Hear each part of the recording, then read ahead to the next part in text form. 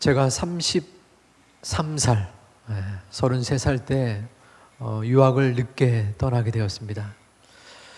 영어도 부족해서 참 많은 고생을 했어요. 공부 가운데에 유일한 즐거움이 하나 있었습니다. 그것은 햄버거 집에 가는 것이었습니다. 우리 같이 공부하는 목사님들과 함께 공부하다가 또 지칠 때는 가서 조그만 아이스크림도 사 먹고 또 점심때 가서 햄버거를 같이 먹으면서 그 유학의 애환과 어려움을 함께 위로하는 그러한 좋은 시간이었습니다. 3명이 갔는데 햄버거를 앞에 두고 목사니까 각자 기도를 했어요. 근데 기도를 하고서 이제 먹고 있는데 옆에 어떠한 미국 할아버지 노신사 한 분이 왔습니다. 노신사는 노시성을 가진 신사가 아니라 나이 드신 신사를 말합니다. 그러면서 어디서 왔냐? 무슨 공부를 하냐? 집이 어디냐? 교회는 다니냐? 이것저것을 물어보았어요.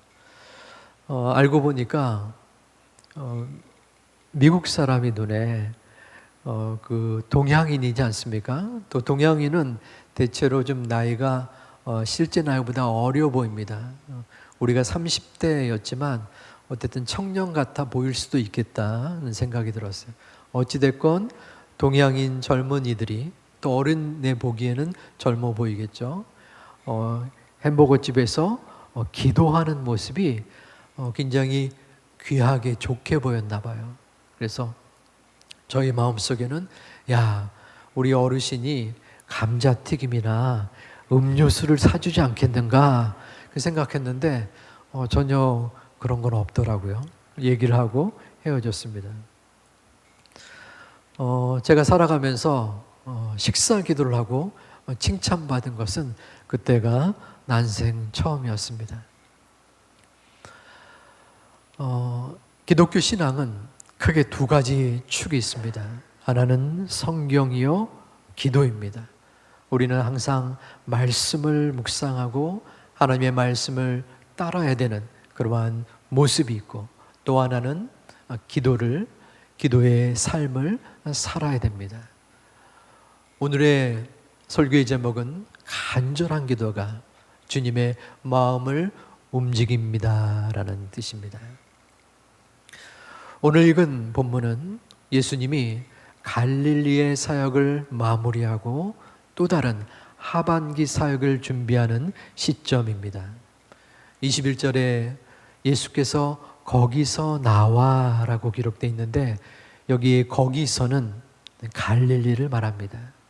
예수님이 갈릴리를 떠나 두로와 시돈 지방으로 가게 됩니다. 이 두로와 시돈은 팔레스타인 제일 북쪽의 해안가에 있는 도시들이었습니다. 거기서 예수님은 가나안 여인을 만나게 됩니다. 가나안 여인은 헬라인, 곧 이방 여인이었습니다. 그녀에게는 아픔이 있었습니다. 그것은 그 딸이 귀신 들린 것이었습니다. 그러다가 예수님의 소문을 들었어요. 예수님이라는 분이 귀신을 내쫓는다고 하더라. 그래서 딸의 병을 고치기 위하여 주님을 찾아온 것입니다. 자녀가 귀신에 들렸다는 것은 부끄럽고 수치스러운 일이었습니다. 하지만 그 여인은 그 모든 연약한 부분을 숨기지 아니하고 드러내었습니다.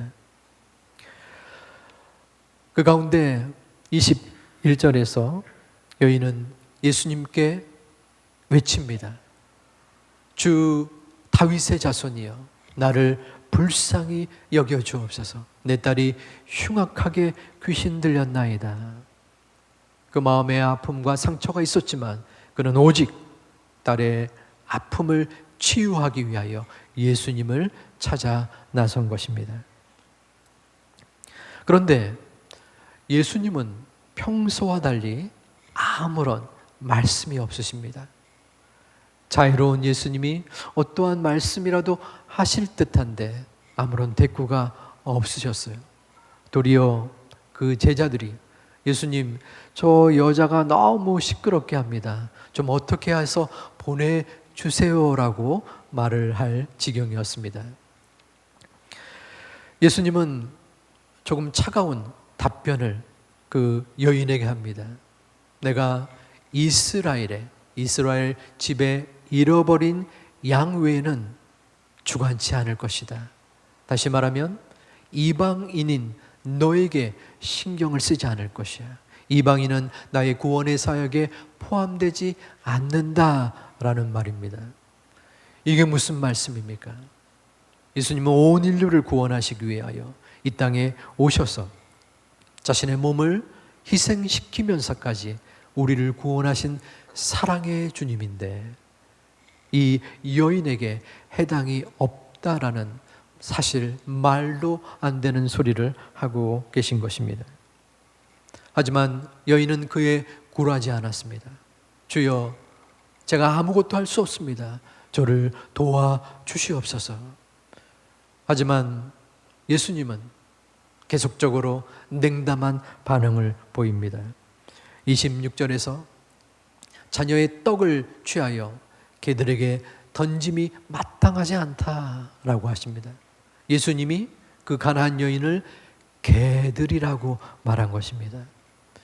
당시 유대인들은 이방인을 멸시천대하였습니다.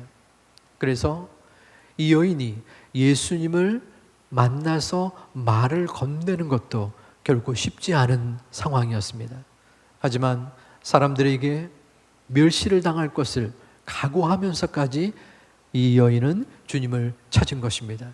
그런데 유대인들은 이방인들을 일컬어서 너희가 개와 같다. 이방 신상에서 종교적 매춘을 하는 자를 일컬어서 개 같은 자라고 말하기도 하고 적들, 적군 혹은 악을 행하는 자를 개라고 표현합니다. 그런데 이방인이 바로 그 수준이라는 것입니다. 여인에게는 참혹한 말일 수밖에 없습니다. 일반 유대인들이야 그리할 수 있었지만 국률에 풍성하신 예수님의 입에서 어떻게 개라는 말이 나올 수 있겠습니까?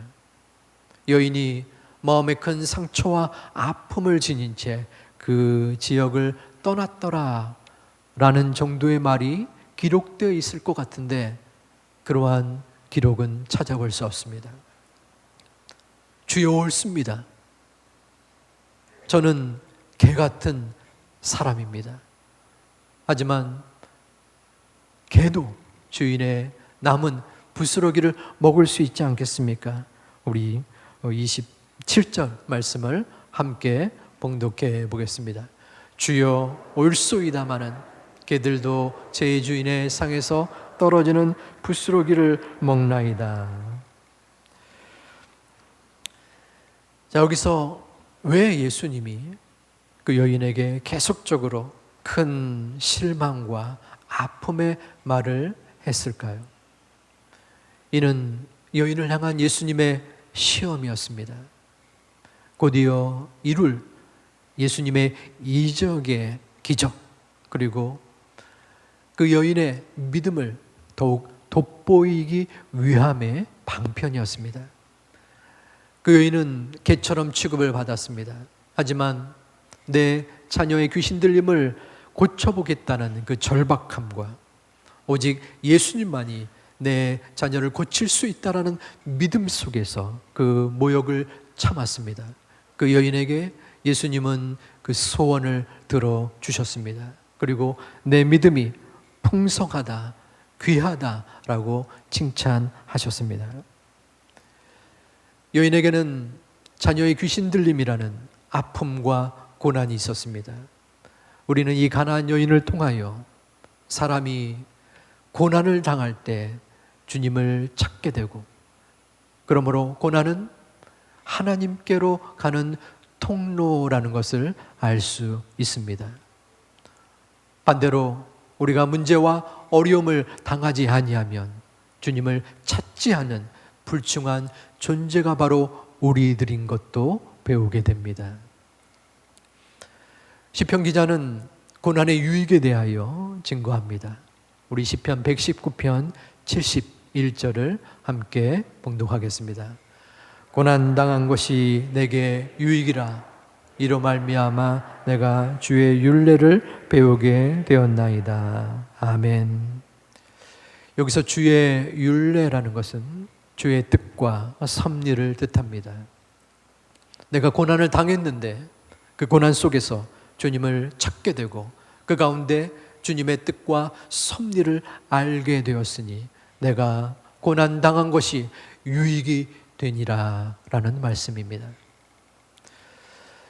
저는 지금까지 살아오면서 적지 않은 실패와 좌절을 경험했습니다. 쉽지 않은 실패와 좌절은 없더라고요.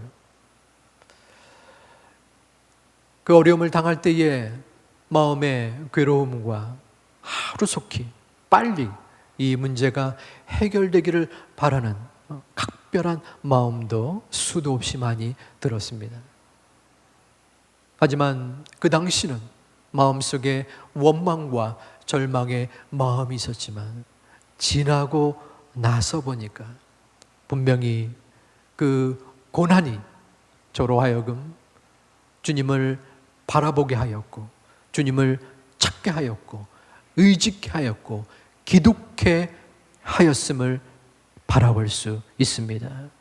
적어도 고난이 저에게 유익이 되었던 것입니다. 가나안 여인 또한 딸의 귀신 들림의 고난의 상처와 아픔이 있었습니다. 하지만 그 여인의 그 기도의 제목은 분명히 그에게 유익이 되었습니다. 만일에 그 여인의 가진 것이 풍성하고 자녀가 소위 잘 나갔더라면, 문제가 없었더라면 과연 그 여인이 하나님을 찾고 의지하고 기도했었을까? 그렇게 생각진 않습니다. 그 여인은 문제가 있었기 때문에 주님을 만났습니다. 주님을 바라보고 주님을 의지하였습니다. 그리고 주님은 그 여인을 만나 주었습니다. 고난의 여정 속에 광야의 길에서 그는 인생의 가장 중요한 선물인 주님을 만나게 된 것입니다. 사랑하는 제2 가족 여러분, 고난이 내게 유익입니다 라는 고백이 여러분의 중심 속에 솟아오르고 또한 흘러나기를 주님의 이름으로 축원드립니다. 하지만 우리의 마음은 부족하고 연약한 존재입니다. 우리의 문제가 있을 때에 우리는 주님을 찾게 됩니다. 하지만 문제가 없다면, 우리에게 어려움이 없다면 우리는 과연 지금 어디에 있었을까요? 우리에게 고난이 없었더라면 과연 저와 여러분 가운데 이 예배를 지키는 자리에 얼마나 있었겠느냐 하는 것입니다. 고난은 분명히 우리에게 유익이 됩니다. 지금 당장 나에게 처한 문제와 괴로움이 나를 엄습하고 나를 넘어뜨리려 하고 그것으로 인해 도저히 감당할 수 없는 눈물과 애통이 나를 괴롭힐지라도 하나님의 뜻이 과연 어디 있는지 지금 도저히 알 수 없고 하나님을 멀리하고 싶은 마음이 있을지라도 우리가 빼놓을 수 없는 것은, 우리가 부인할 수 없는 것은, 우리가 믿는 하나님은 우리에게 아픔과 고통만을 주시는 분이 아니라 우리에게 고난을 통하여 유익을 주시는 아버지 하나님이십니다. 그러므로 여러분의 삶 속에 고난이 내게 유익이 됨이니라, 고난 당한 것이 나에게 유익이 되었습니다. 감사하고 감사합니다. 지금의 모습 속에 당장은 그러한 고백이 나오지 아니하더라도 내가 주님을 원하고 바라고 주님께 기도하다가 점차적으로 전심으로 나의 고난의 유익을 하나님 앞에 고백할 수 있는 하나님의 자녀들이 되시기를 주님의 이름으로 축원드립니다. 고난의 유익이 되기 위하여 필요한 부분이 있습니다. 그것은 기도입니다. 절실한 기도입니다. 가나안 여인은 약한 사람이었습니다. 약했기 때문에 나는 아무것도 할 수 없습니다 라고 하나님을 찾게 된 것입니다. 만약 그에게 부족함이 없었더라면 그는 결코 하나님을 찾지 아니했을 것입니다. 그것이 인간의 본성입니다. 약한 자의 강점은 기도하는 것입니다. 물론 약하다고 모두가 기도하지는 않습니다. 가나안 여인이 약했지만 그녀가 하나님을 떠날 수도 있었습니다. 왜 저에게 이러한 문제와 어려움을 주십니까? 하나님을 원망하고 멀리 갈 수도 있었습니다. 그러나 그 여인에게 약함은 은혜였습니다. 그 약함 속에서 기도하게 되었습니다. 반대로 강한 자의 약점은 무엇입니까? 그것은 기도하지 않는 것입니다. 내가 강하기 때문에 기도할 필요를 못 느끼는 것입니다. 나의 지혜와 나의 경험을 의지합니다. 앞서 세웁니다. 우리의 삶은 어떠합니까? 여러분은 약한 사람입니까? 강한 사람입니까? 하나님 편에서 우리의 삶 가운데 약한 사람보다 강한 사람이 좀 더 많은 듯합니다. 우리는 기도를 잃어버린 시대를 살고 있는 듯합니다.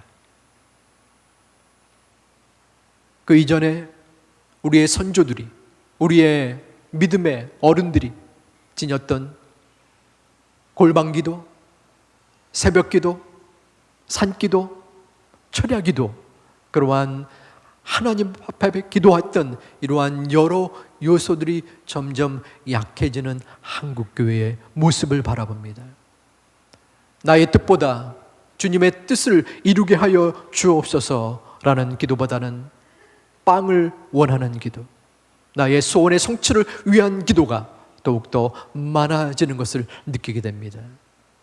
이전에는 먹고 살기 힘들어서 눈물로 기도했다라면 요즘은 기초생활 수급자가 되어서 적어도 먹고 사는 부분에 해결이 되므로 구차하게 기도할 필요가 없어집니다.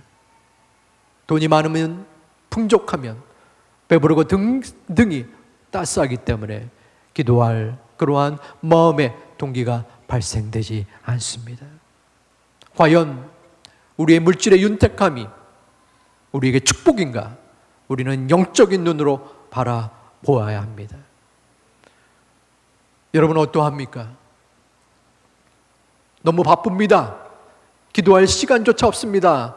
라고 말하면서 우리가 스마트폰을 보는 시간은 점점 늘어가고 있지는 않습니까? 나의 육신의 건강과 안위를 위한 노력은 아끼지 않으면서 내 영적인 건강을 추구하는 기도의 시간은 적어지고 기도의 모습은 멀어지고 있는 우리들은 아닙니까? 여인에게는 기도의 제목이 있었습니다. 그리고 그 여인이 했었던 가장 첫 번째의 모습은 인정하는 것이었습니다. 주님, 주님의 말씀이 옳습니다. 제가 정말 개 같은 존재입니다. 저는 철저하게 죄인입니다. 저를 불쌍히 여겨 주옵소서. 자신의 부족함과 자신의 죄를 인정할 때 주님은 그 여인을 만져 주셨습니다. 여러분은 여러분의 스스로를 어떻게 생각하십니까?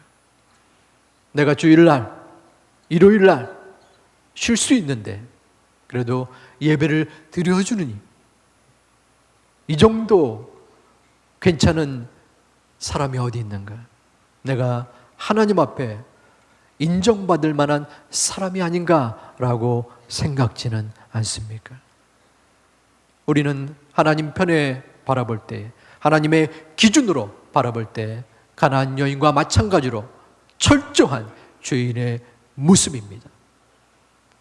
우리의 원죄의 모습과 더불어서 매일 매 순간마다 미움과 탐욕의 죄, 정욕의 죄, 다른 연약한 이들을 돌보지 아니하고 사랑하지 않은 죄, 하나님보다 나를, 하나님보다 내 가족을 더 많이 사랑하고 우선순위로 둔 죄 등등, 우리는 수십 가지, 수백 가지의 죄를 매 순간마다 범죄하는 불충한 존재입니다. 그러기에 우리는 부스러기의 빵을 원했던 가나안 여인처럼 부스러기의 은혜를 절실히 필요하는 연약한 존재라는 것입니다. 가나안 여인은 예수님의 계속적인 거절에도 불구하고 믿음을 지키며 간절한 기도로 나아갔습니다. 우리 28절 말씀을 함께 봉독해 보겠습니다. 예수께서 대답하여 이르시되 여자여 내 믿음이 크도다. 내 소원대로 되리라 하시니 그때로부터 그의 딸이 나으니라. 아멘. 여자여 내 믿음이 크도다. 내 소원대로 되리라. 예수님은 그 여인의 믿음을 칭찬하셨습니다. 그 여인의 믿음은 무엇입니까? 부스러기 은혜를 구하는 믿음이었습니다. 간절한 기도였습니다. 절실한 기도였습니다. 하나님, 이 부스러기 은혜라도 허락하여 주옵소서. 그래야만 내 딸이 귀신 들림에서 헤어날 수 있습니다. 주님만이 은혜를 내려 주실 수 있습니다. 그 간절함이 그 여인에게 있었습니다. 여러분은 어떠합니까? 여러분에게는 지금 주님이 필요합니까? 다시 한번 여러분의 심장에, 여러분의 마음속에 믿음의 질문을 드립니다. 나에게는, 여러분에게는 지금 주님이 필요하십니까?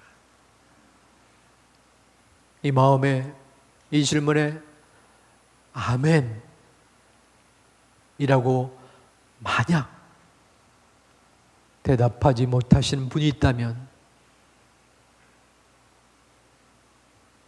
진심으로 내가 어디에 서 있는가를 바라보아야 합니다.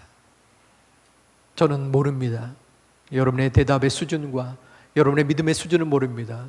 그러나 아버지 하나님은 지금 이 자리에서 이 순간 여러분의 심령을 보시고 아, 그래 고맙구나, 네가 나를 필요로 하는구나 라고 기뻐하시기도 하지만 아무런 답변을 드릴 수 없는 분들에게는 안타까운 마음으로 그 모습을 바라보시는 것입니다.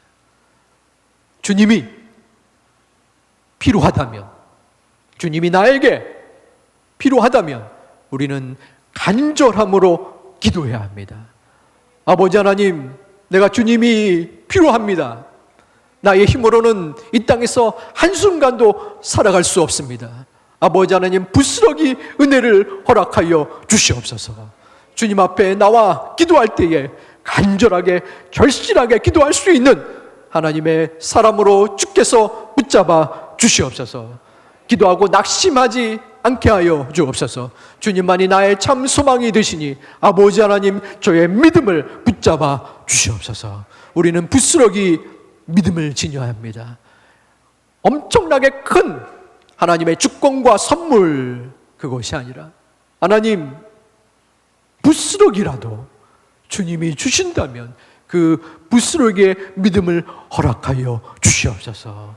그 부스러기의 믿음이 나에게 있을 때에 하나님은 그 마음을 기쁘게 받아 주십니다. 내가 눈물로써 안타까움으로써 절실하게 기도하오니 그 기도 가운데 내가 함께 하여 줄 것이다. 너의 눈물을 닦아줄 것이다. 너의 아픔과 고통 속에 내가 보듬어 줄 것이다. 오직 나 하나님을 바라보고 간절함으로 기도하라 라고 말씀하여 주십니다. 스코틀랜드 종교개혁자 중에 존 낙스라는 사람이 있었습니다. 영국의 메리 여왕이 이 스코틀랜드에 믿는 이들을 죽이라라고 명령을 내렸습니다. 그 여왕의 별명은 피해 여왕이었습니다. 존 낙스는 하나님 앞에 처절한 심정으로 진실되게 간절하게 절실하게 기도하였습니다. 아버지 하나님, 스코틀랜드 아니면 저에게 죽음을 주십시오. 하나님은 그 기도에 응답하셔서 그 명령이 철회가 되고 그 명령을 내린 여왕은 병에 걸려서 죽게 되었습니다.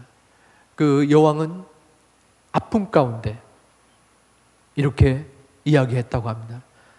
존 낙스의 한 명의 기도가 100만의 군사보다 더 컸다.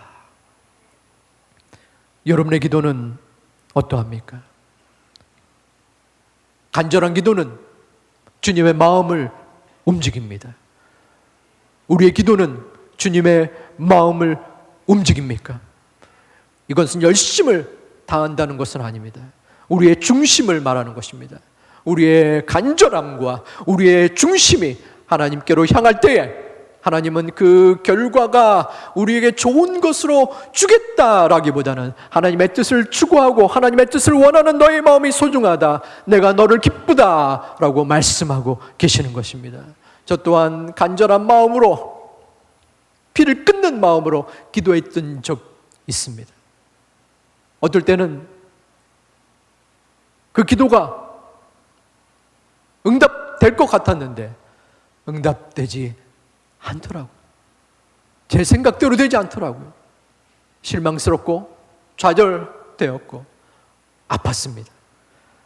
그러나 그것은 하나님의 뜻이었습니다. 하나님의 섭리라고 지금도 믿습니다. 분명한 것은 나의 뜻이 아니라, 나의 생각이 아니라, 나의 판단이 아니라 아버지 하나님이 원하시는, 하나님이 바라시는 그 뜻을 추구하며 간이 저리도록 간절하게 기도하는 것입니다.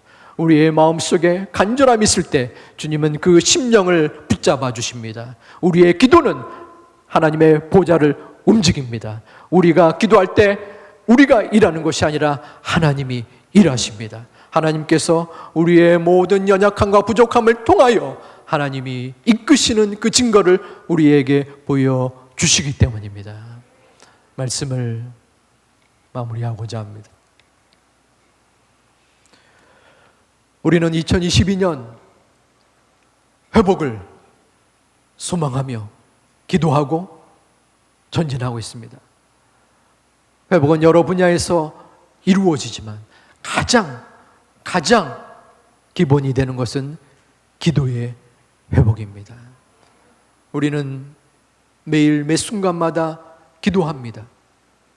하지만 그 기도의 자세, 기도의 태도가 중요합니다.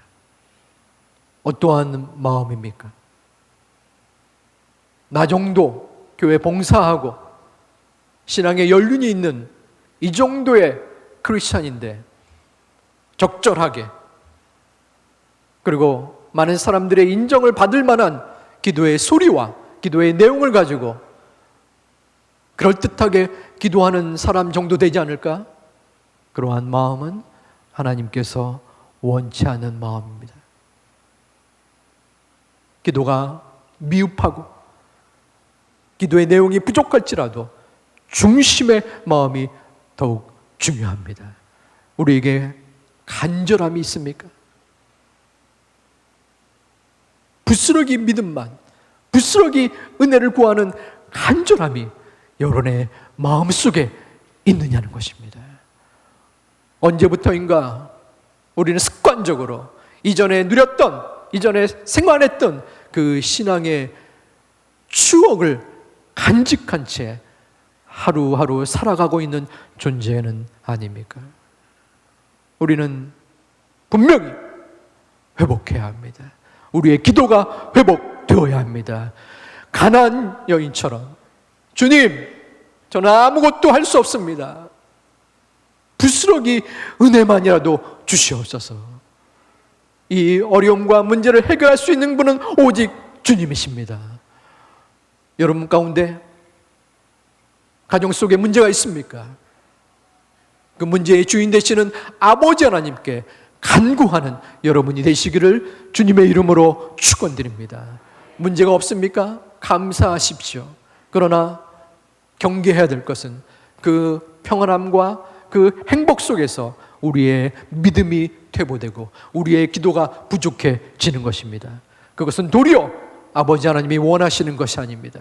우리는 고난 속에서 주님 앞에 나아가고 고난 속에서 주님 앞에 울부짖고 그 고난을 통하여 우리의 믿음이 자라나기를 아버지 하나님은 원하십니다. 그러므로 이제 6월 날씨가 더워지고 우리의 믿음의 끈이 약해지는 그러한 시점에서 우리는 이 예배를 통하여 말씀을 통하여 나에게 주시고자 하는 그 뜻을 발견해야 합니다. 간절한 기도가 주님의 마음을 움직입니다. 여러분 속에 그 간절함이 있을 때, 절실함이 있을 때 우리의 주님은 우리의 중심 속에, 심령 속에 함께하여 주실 것입니다. 그 기도를 기뻐 받아 주실 것입니다. 그 기도에 하나님께서 영광 받아 주실 것입니다. 우리 제2 가족들은 무엇보다도 이 기도의 회복이 충만함으로 하나님 앞에 간절하게 기도드릴 수 있는 소중한 하나님의 자녀들이 되시기를 주님의 이름으로 축원드립니다.